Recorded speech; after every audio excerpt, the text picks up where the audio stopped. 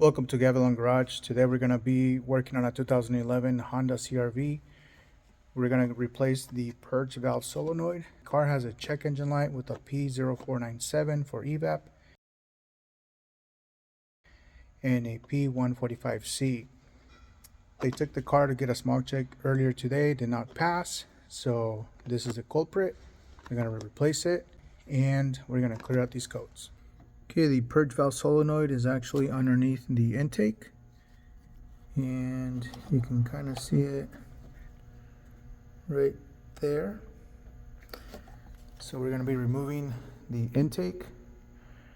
I'm going to remove the MAF sensor and then loosen up this guy here so that we can get underneath.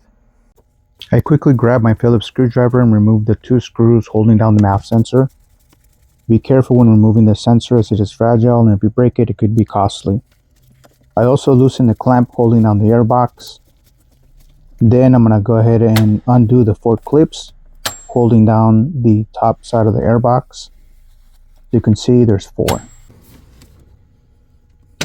With my pick, I removed the clip holding the MAF sensor to the hose there. I removed the top of the airbox. The bottom part of the airbox has a 10mm screw that you're going to see here in a moment. And then after that, just tug upwards.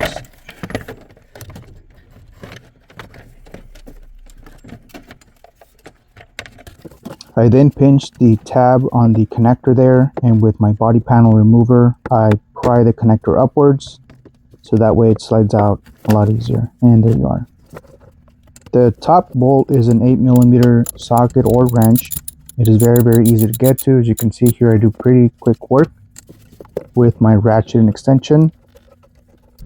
Unfortunately, the same cannot be said about the second bolt, which is a little bit lower and between the AC hose, which is not at all flexible and can't be moved anywhere. I then proceed to just try to remove the hoses. This hose here is the hardest thing to ever remove. It was quite the challenge. I was using needle nose pliers to pitch it together along with my body panel remover to kind of help me scoot it over, and it was just impossible. I was getting so frustrated. You can see here towards the top center that it was going nowhere. This side was a lot easier.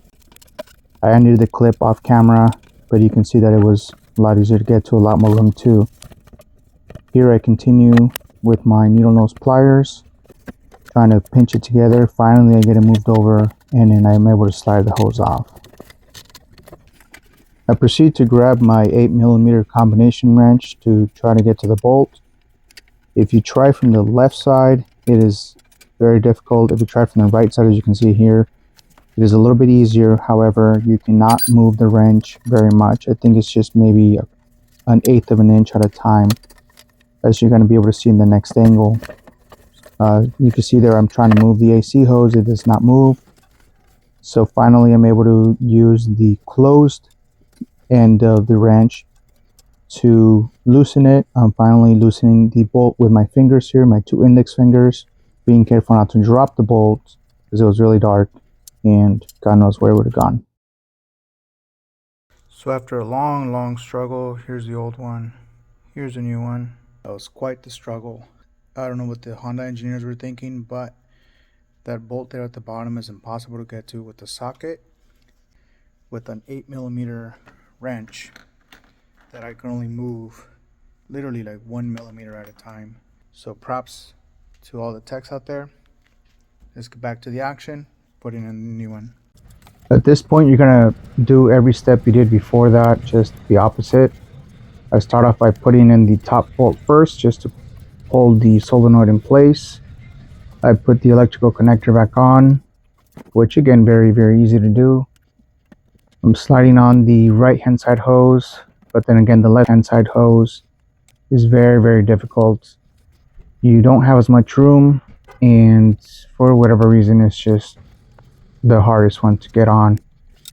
You'll see me struggle here. This actually took over an hour, maybe an hour and 20 minutes, just because of this side of the solenoid and trying to get the hose off. I finally get it back on.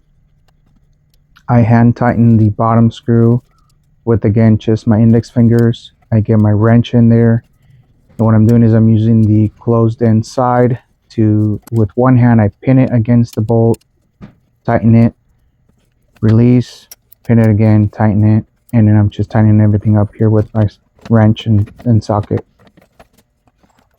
Putting in the bottom piece of the air box, there's two kind of rubber grommets that just slide into place, and the 10mm bolt there at the top that you see me hand tightening. I'm going to tighten it now with my ratchet. Putting in the air filter and then the top part of the air box. This just slides back into place. Put the 4 clips back on. With your screwdriver, Phillips screwdriver, you're going to tighten the clamp. Put the map sensor back into its little clippy place, and then the 4 screws that follow. Again, being very careful not to damage the sensor, as it is quite costly to repair. And that wraps up how to replace a purge valve solenoid on a 2011 Honda CR-V. It took quite a bit of time just to get the clamps off of the hoses. Also, the bottom bolt is really hard to get to.